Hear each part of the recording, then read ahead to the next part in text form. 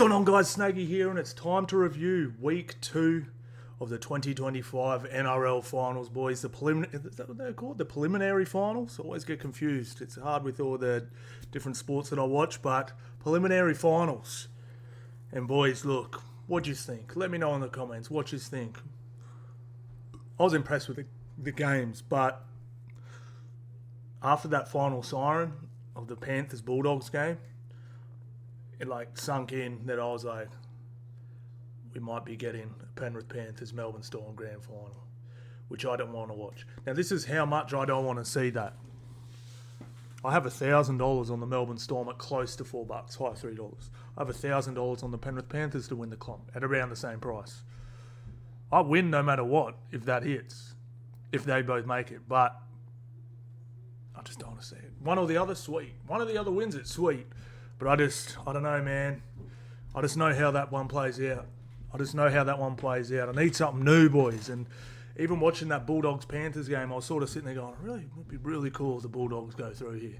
Bulldogs-Broncos semi-final. I can't wait for that. And when that Panthers won, I was sitting there watching it with a couple Broncos people, and the heads went down, eh? The heads went down. It really did. Let us know how you went on the games, guys. Let us know how you went on the punt. Let us know if you won any money. We did. We went pretty damn good, actually. We've got a little bit of time today because we've only got 2 games. Let's have a little look-see and see how we went on the punt. Pretty sure we won some money. We definitely hit some punts, so I got a lot of thank yous. We hit Nathan Cleary. We hit Brian Tortor. We missed our double up in that one. We did have Moses Leota as well, but that was a long shot. That wasn't really my pick. What else did we have? That was Miami Dolphins. We had Ronaldo Mulatolo. We crashed him, and we cashed back our Raiders one. So we hit Shibasaki, and that was the week before. My bad.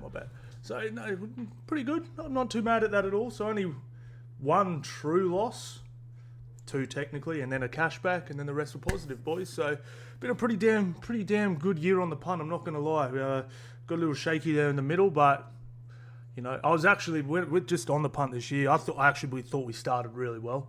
We weren't cashing every game or anything like that, and we were hitting and missing, and hitting more than we're missing, then we're missing more than we're hitting. But it was actually I was sitting there going, we're going to clean up, and then we went through that real rough patch in the middle of the year. But we've come good, boys. We're slapping. It just takes time to find patterns. It really does, and we found them. We found them, and thanks to tools like Tryline and common sense. Not putting 7 try scorers in a game, stuff like that. We're making quite a bit of dosh. This last bit. I wish I tracked it all. I actually was tracking at the start, but then when we started to hit the skids, it's like you don't check your bank account when you've just gone on a night out. You know what I mean? When you've done that, you've gone on a night out, and you're like, I know I spent so much money, I don't even want to look at my bank account.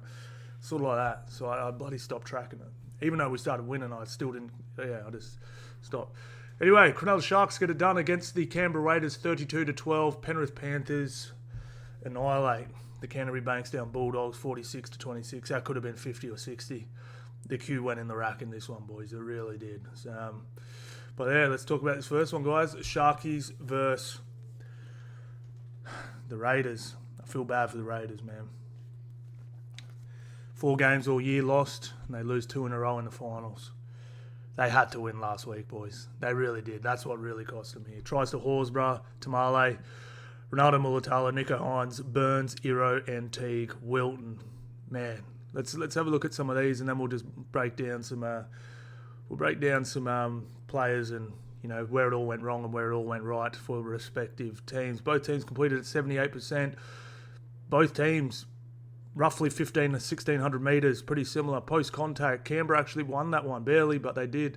Line breaks 5-4, very even. Tackle breaks 46-42. It's all very even. I was chatting to a Raiders fan an hour ago. He's like, oh man, but I was like, bro, Raiders are actually all right. I just think you have to give it up. The Sharkies they got yous, Crazy play the ball speed there from the Raiders. Now let's have a look at the defence down here. Both teams missed plenty. So it wasn't like, you get what I mean? It was very, very even. 6 penalties to 8, 9 errors to 11. Relatively even stat line, It's to have a 13+ win is actually a little weird, you know. So let's have a look at some of these meters. I want to go back to my notes. Yep. So I'm really interested to see the Sharkies ones actually. So Sebastian, Chris, so very low output from their back five. Very good output from the middle forwards. I was thinking this during the game. I'm like, Raiders are a bit old school. Like their middles still get a lot of their meters, you know. They really do. You know, that's not saying this is a chump change or anything, but their forward pack, they really do play through their forward pack, you know, very old school Ricky sort of way of playing. I don't love it, but it is what it is. You got him a minor premiership, and Raiders fans, you should be happy with that, man. It's disappointing, but at the end of the day, it's a foundation to build off.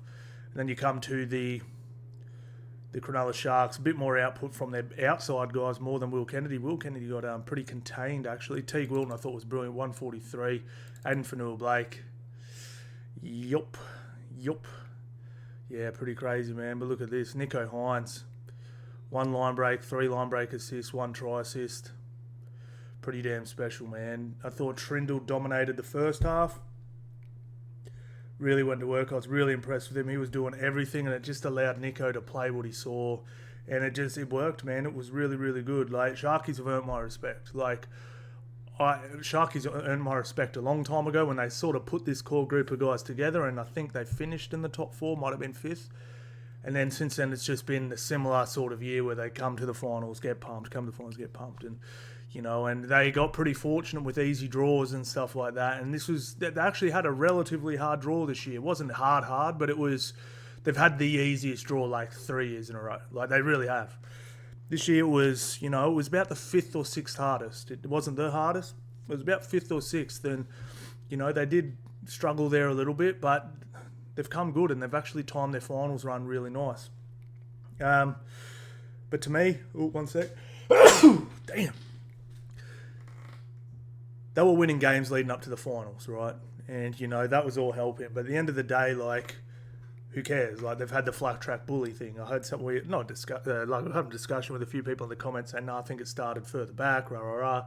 To me, this started with that win against the Bulldogs. Now, look, Bulldogs played them in the middle of the year, roughly, and absolutely spanked them. Like, to the point where Adam Fanua-Blake's throwing balls at people's head. They've got, when you're just so frustrated, you can't get on what you're trying to get on, so you start lashing out, giving away penalties, rah, rah, rah, doing dumb stuff.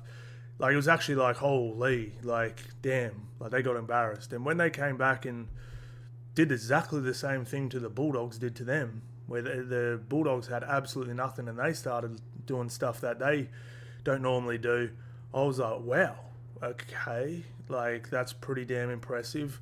Still didn't sell it to me because it wasn't a finals game.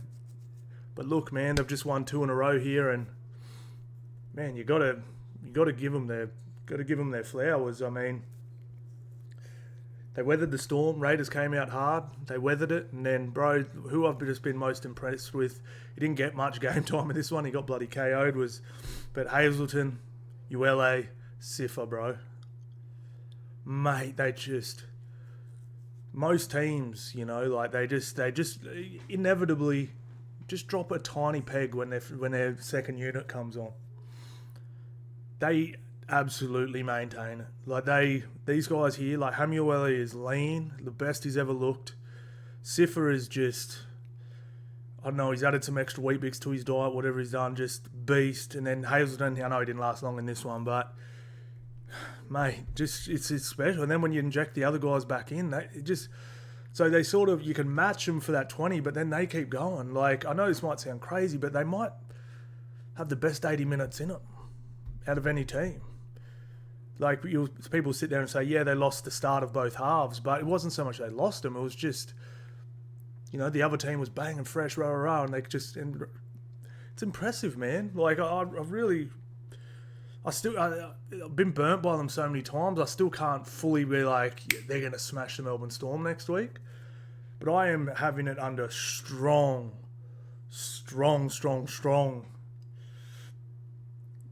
I think I'm going to tip them. Like, I'm really, really considering it. I really am. Like, I can't do it just yet. Got to wait for team lists, obviously, but I'm really considering it. Like, it was it was a crazy good performance, man. It really was. On to the Raiders. We'll have a look over there. But just some shout outs. Katoa, Ronaldo's been getting all the raps lately. Since he's been back, he has been untackleable. In fact, let me just check his tackle bust because he was impossible to tackle. Oh, where'd that go? Where's tackle busts? Oh, tackle breaks. That's right. 11. Just about double everyone else. Damn. He's just like boom and just energy. Like, man, he's gonna be a beast for Tonga this year. Just to the Tongans too, bro. This is a quick message to the Tongans out there. Tonga's playing tomorrow at Suncorp at the end of the year, boys, and I'm going. I've always said if these two teams are playing, it's anywhere near me, I'm going. Gonna bring the fam. Watch the Ussers and the Tooks go at it. I really want to see the Red Sea, boys, and I heard it's 75% of ticket sales to the Samoa. Tonga, we need to even that thing up. I want to see a Red Sea at Suncorp. I know there's plenty of Tongans here, man. Let's get to buying, man. Get to buying, seriously. How good is that going to be, boys? Seriously. Cannot wait. Oh, God, I just got a chill down my spine. Look, man. Like I mentioned a little earlier, Raiders really needed to win last week. They win that game last week. I'm still sitting here going, I think they could win the comp. I don't think they were that far off at all. Broncos pulled a miracle on them, and Sharkies are playing damn good footy. And like we just saw all the stats, they weren't that far off. It was just they just couldn't quite keep it going for the 80. You know, the back end of the first half they fell off. The back half of the second half they fell off, and that's sort of why the scoreline is a little bit more. But they were actually pretty good in this. But obviously some flaws, right? Jamal Fogarty wasn't great. Now, he's had a few dud games this year, but he always bounced back. And that's why I wasn't really worried. I was like, bro, he'll be fine. Like he's had dud games. He always bounces back. He wasn't getting a hold of him. He put up a mint spiral, but just a little off, you know. It just wasn't his best. And the main thing is, though, I mean, we've seen that right edge defense. Like, I'm not one of these guys like who goes, oh, you have to be the best defensive team to win the comp. You don't. Like, you just don't. I mean, they normally do, but I'm telling you, you can be the third best defense. If your attack's just unstoppable and you've got the third best defense, you'll win the comp. Like, you know what I mean? Like, how do you win a game? By scoring more points. You know, if your defense is good, like Brisbane, I know they didn't win the comp, so it's sort of a bad example, but Broncos in 2023, like their defense was just above average. Like they literally could have. If Nathan Cleary didn't go nuclear, they would have won the comp. And they had, I know technically it was on paper the second most, but that's just because they won so many games. But they would leak 3 tries a game pretty regularly. Yeah. Like, you know, it wasn't like they were like Penrith who were literally leaking 1.5 tries a game. They were literally, you know, Broncos put 36 on you, you score 18. Sweet. You're all good. But they've got to fix that. Like, this was a crazy thing. And I don't even think Sharkies exploited that edge properly. I think if Penrith were there, I think Penrith could have put 60. Because Penrith are the best at back end of halves. You know, that's when they go to work, especially first halves. And that left is so lethal. If they got tired, wow, that could have been nasty. It really could have.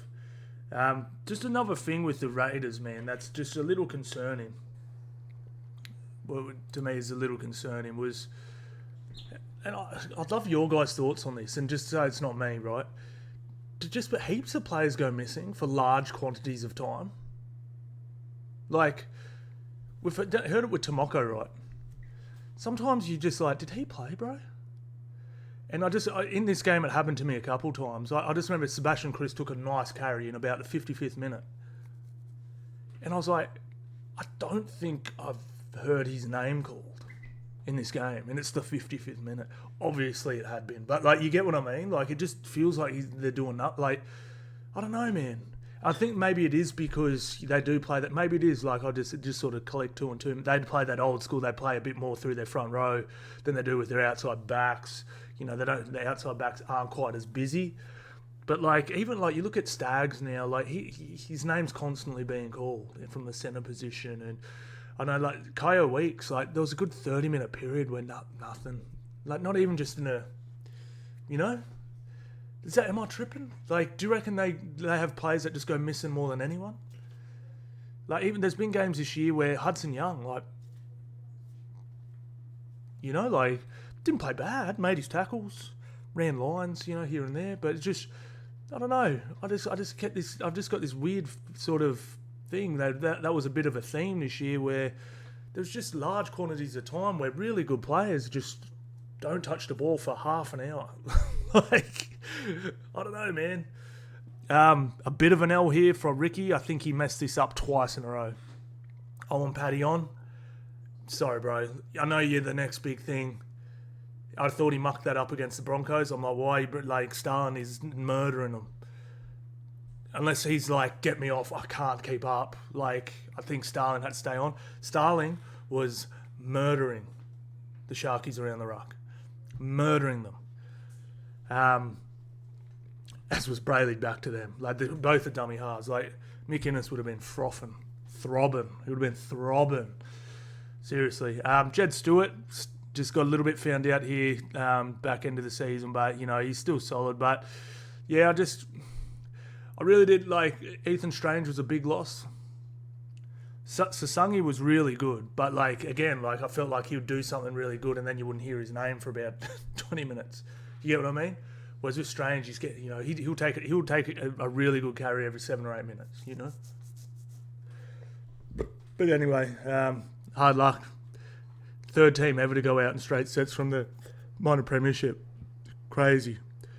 And, yeah, shout out to the bloody Sharkies, man. You definitely showed me old up, eh? Definitely did.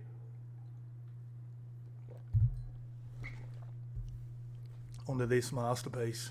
Now, boys, disclaimer, man.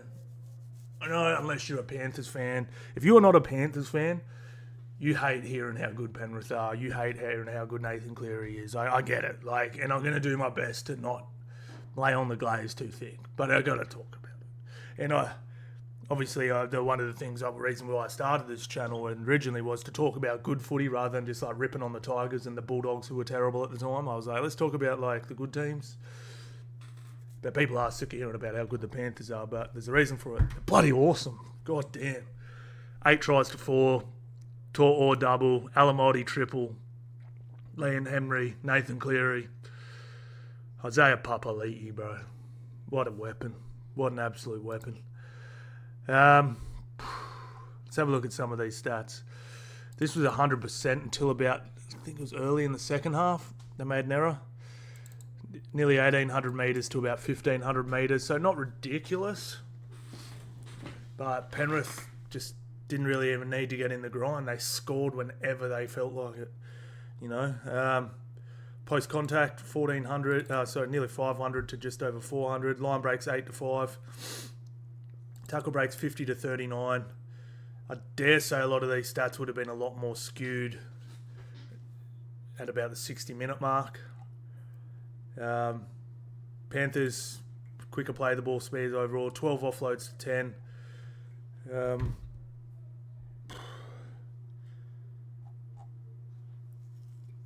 Tackle efficiency now. Penrith ended up missing a few in the end there, and they missed a few at the start too, but did I screenshot how many missed tackles there were? Oh, here we go. Half time. Oh no, that wasn't half time. Yeah, get this. 13 minutes into the game. 25 missed tackles to the Canterbury Bankstown Bulldogs. Oh, it was that 18 minutes in. Anyway, not very far into the game. Now, this was in the high 30s, early 40s at halftime. Too much, man. Too much.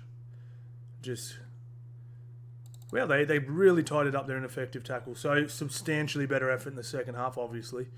11 errors apiece. Only 4 penalties conceded. Penrith conceded 8, so Bulldogs won the penalty count. Man.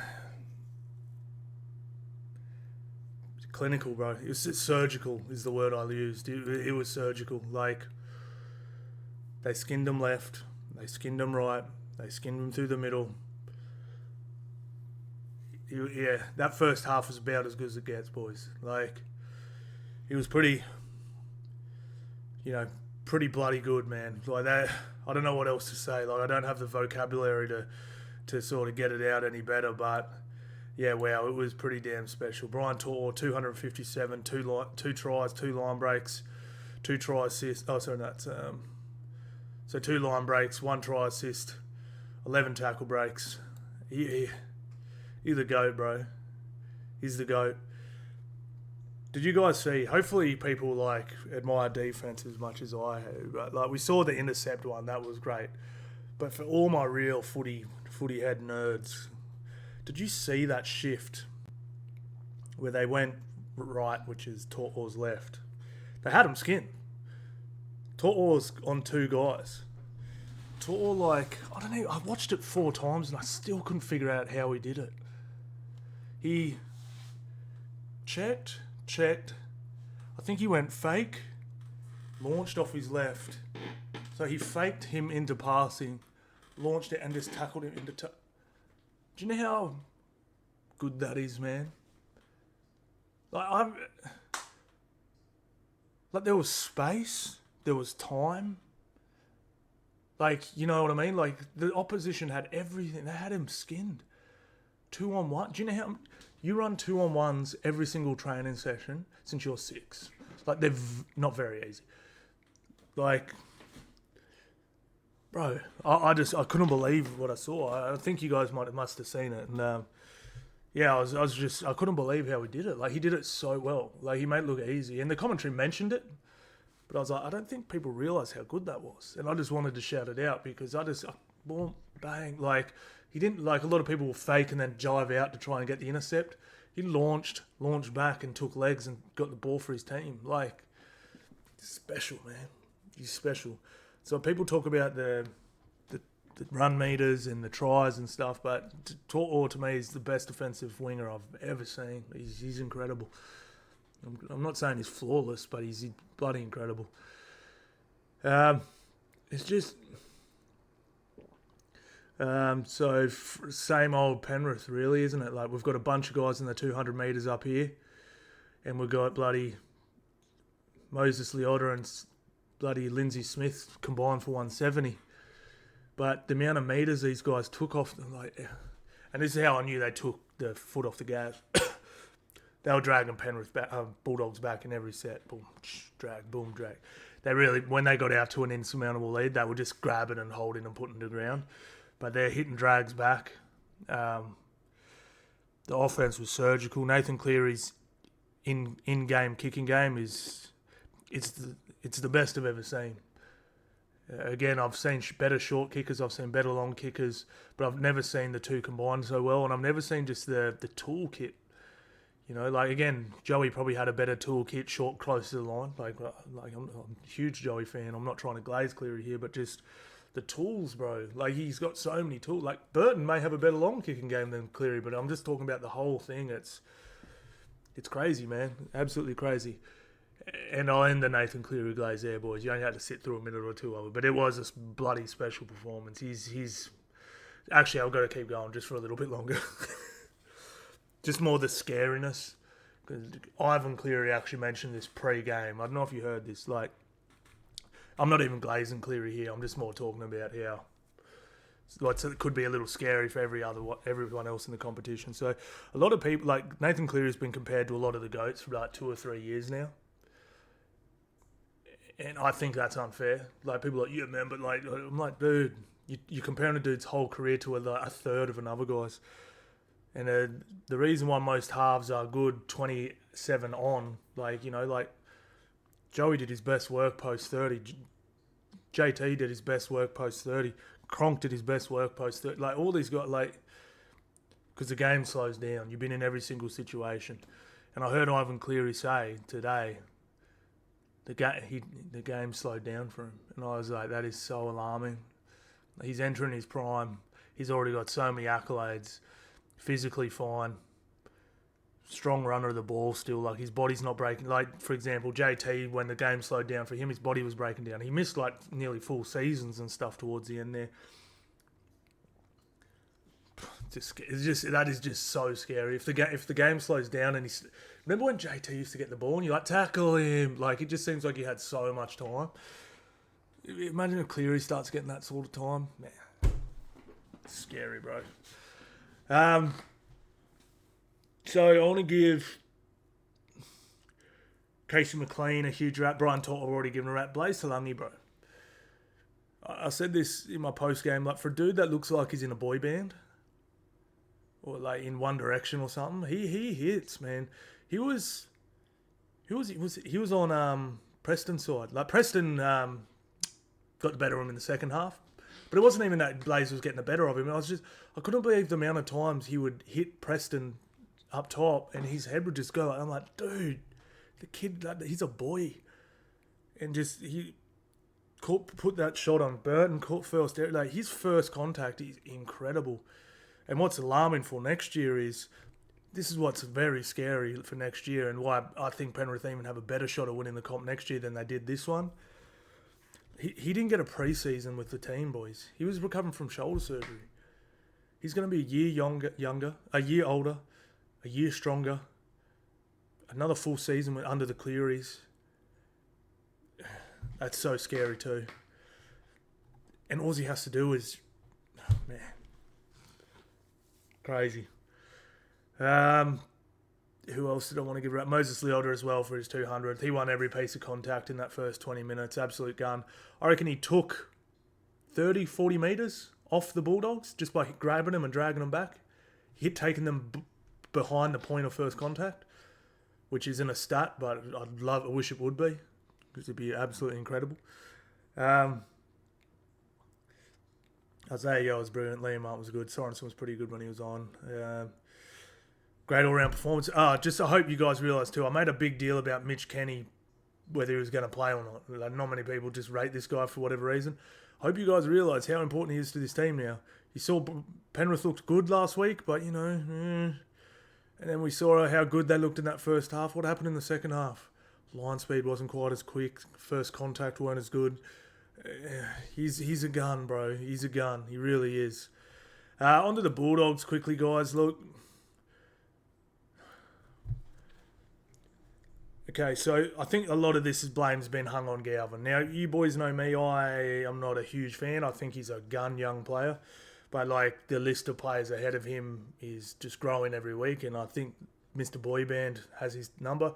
A few people scoffed at me when I said that at the start of the year. Like, so my list was, when he went to the Bulldogs, I said, I think he's the fourth best young half in the game. All right, so I had Isaiah Katoa. And I don't know many people disagree with me there. Then I had Ethan Strange. And now, at the time, people were disagreeing with me. I don't think they do anymore. Then I said, I think Blaze Talangi is probably a better player. We just haven't seen enough of him yet. You know, he was just starting to come good. And everyone was ripping me for that one. Do we all agree now? We saw Jonah Pezzett last week. He looks better.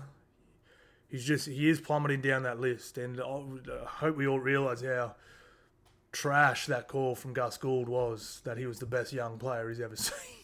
He's not in the top 5, man.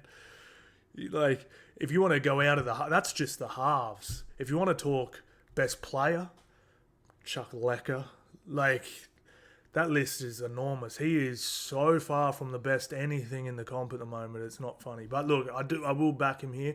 He's getting a lot of stuff hung on him. Now, Hindy actually said this on the Matty Johns show after, and I've been saying it the whole bloody time, but it was nice to hear someone actually bloody, you know, say it as well. The draw at the start of the season was a lot easier. A lot easier. They played bottom 4 teams for 12 rounds.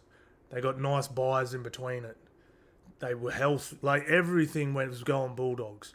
I'm not knocking them. They won the games fair and square and looked great doing it. If you watch my top 8 prediction video for the start of the year, I had Bulldogs a little lower. I had them about 5th, 6th, maybe at the absolute lowest. I had them around there. I said they're going to coast for the first 12 rounds. In the second half's where it's going to get tough. This was before Galvin was even mentioned going to the Bulldogs. I said there's going to get tough for them.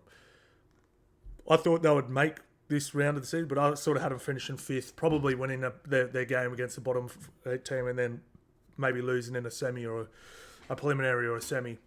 So I was sort of right, but like they ended up finishing a little higher than I thought they did. They probably won an extra game or two than I thought they would in that first 12, if that makes sense. I probably had them winning 7 or 8, and they won like 10 of 12 or something like that. I did have them winning more games at the end of the year than they end up winning, though. What was I going to say? So anyway, I don't think it is all Galvin's fault. Like, again, it was much easier draw, harder draw at the end. They probably were never quite the top team or second best team or possibly even third best team in the league. They just, that's where they ended up finishing. They probably were the 5th or 6th best team. Just being real. I'm not trying to knock the doggies. They probably, I wouldn't say overachieved, but they probably finished a spot or two ahead of where they actually were. If you were listing out, well, this is the best team, that's the second best. When we get to the end of the year, we'll probably sit there and go, you know what, Bulldogs probably weren't the third best team. They're probably the 4th or the 5th. Something like that. Maybe Sharkies were just a bit better. They, maybe Penrith clearly are a bit better. Yeah, does that make sense? I hope that makes sense. But look, they'll get a full preseason next year. They get Leo Thompson. I think Leo Thompson, again, is massively overrated, but he's a very good player.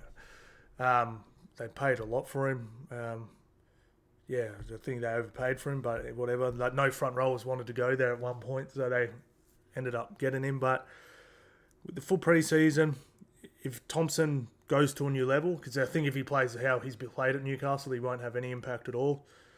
They can improve next year. They really can, but I do still think they fumbled the bag. Like, they were in such a good position, and even I was sitting here very impressed, going, man, like, I was like, wow. Like, they definitely lost more games than I thought they would in that second half, but I think if they left it the way it was, I don't think they probably win the comp. Looking back at it now, like looking at the whole picture now. But I think they probably would have finished second. I think they would have won a couple more games and probably pipped Melbourne for second. Possibly got a home game against Melbourne and possibly, you get what I mean? I'm not saying they would have won the comp if they didn't do the whole Galvin thing, but I think they would have gone probably one round deeper at minimum. And that's just my opinion. It's all coulda, shoulda, woulda at this point. But Gussie, you got your man. You got in bed with him. Enjoy spooning him and we'll see how he goes. But I'll tell you one thing that actually pissed me off about Galvin. They were getting pumped and he threw the ball. He threw a terrible pass to Karaz and he was smiling. Like, you know what I mean? Like, I didn't like that. I was like, what are you doing, bro? Your season's about to end. Like, yeah, I don't know. I didn't like it. I really didn't like it, boys. So what else can we do with this roster, man? Look, Stephen Crichton was obviously a huge out as well. But look, let's be real. I'll just defend that too, and I don't think it would have helped a whole heap. It's not like they just exploited where he wasn't. They got skinned on both sides. Like, literally, there was 5 tries on either wingers. There was tries for them. So, like, they're losing the game anyway, with Crichton's there or not. But yeah, they need to find something. They need to find something if they want a genuine premiership chance. And this is what is frustrating about. This was the most open year. I just mentioned that how Penrith, they're going to probably bounce back. And let's say Patea becomes a gun. What if Tino ends up at Penrith or something next year? Like, Tino can explore if he wants. I'm just like throwing complete hypotheticals out. But what if Patea ends up being a gun, Tino goes there, and Blaze Talungi becomes a monster, and Penrith barely, you know what I mean? Like, this year was it. So that is highly frustrating, So anyway, so Reed Marnie's gone for next year, isn't he too? If you can let me know in the comments, he's gone. Yeah, so he'll be gone at the end of the year. Sexton gone at the end of the year. So yeah, they're going to have a full preseason with the players they wanted. Should be interesting. I'm excited to see what happens for the Bulldogs. Shout out to the Bulldogs all year. So, Bulldogs fans, I'm a little disappointed with today's crowd, boys. Little disappointed. Let's work it out. There was 55,000 people there. 55,000 divided by 4 times 3. 40,000 Dogs fans, because they showed 75% of them Doggies fans. I guess that's all right.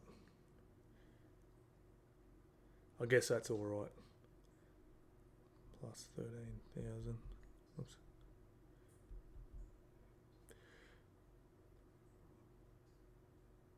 Yeah, I guess that's all right. But I was really expecting the 70,000 sort of little bit of a disappointing crowd. I'm not going to lie. Like 55, I was like, oh.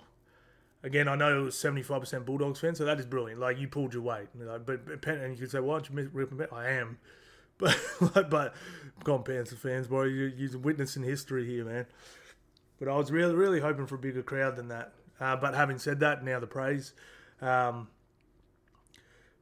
the NRL this year has shattered its record for attendance. Like last year was a record, and they've beaten it by 2,000 people a game at every single game across 210 games. So what is that? So 210 games times 2,000. Whoops. Well, that's divided by times 2,000. An extra 420,000 people went to the footy this year than last year. Nearly 500,000 people. And a big chunk of that's the Bulldogs. So shout out the Doggies, man. Tough luck going to watch that and just getting absolutely bent over a barrel in the first half. Even I was sitting there going, oh, man. I was admiring the good footy, but I was like, man, like, Doggies fans who paid to watch this. It's like, man, that's rough. It's like watching your missus getting banged in front of you or something, you know. I've got to watch this. I've got to watch this. God damn it. Yeah, they panned to the crowd a couple times and I was just miserable, bro. But, man, what do you do? That's footy. One team wins, one team loses, boys, and that's the way it goes. Yeah, I don't know what else to say. But yeah, Penrith clinical. Now let's have a quick look at next week's. I'm not going to make my predictions here, boys, but look, I would love a Sharks Broncos grand final at this point. Oh man. I've just written down this one little note, and again, it's a little scary. Just sorry, I just did want to say this quickly. Did anyone else see them pan up to Ivan Cleary when it was? I think it was 18-6. So game's still in the balance, and he just laughed and smiled, and obviously he didn't know the camera was on him, and he just laughed and smiled, and then radioed, and then sort of like giggled again. I was like, oh no. That's when I knew the game was over. Like, it was only 18-6 at the time, I believe, but I was like, that dude knows. Like he can see it. Like he's.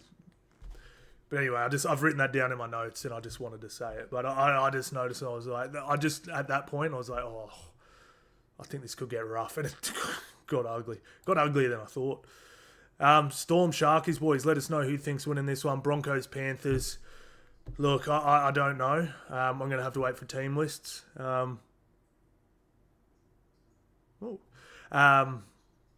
Or 4:05.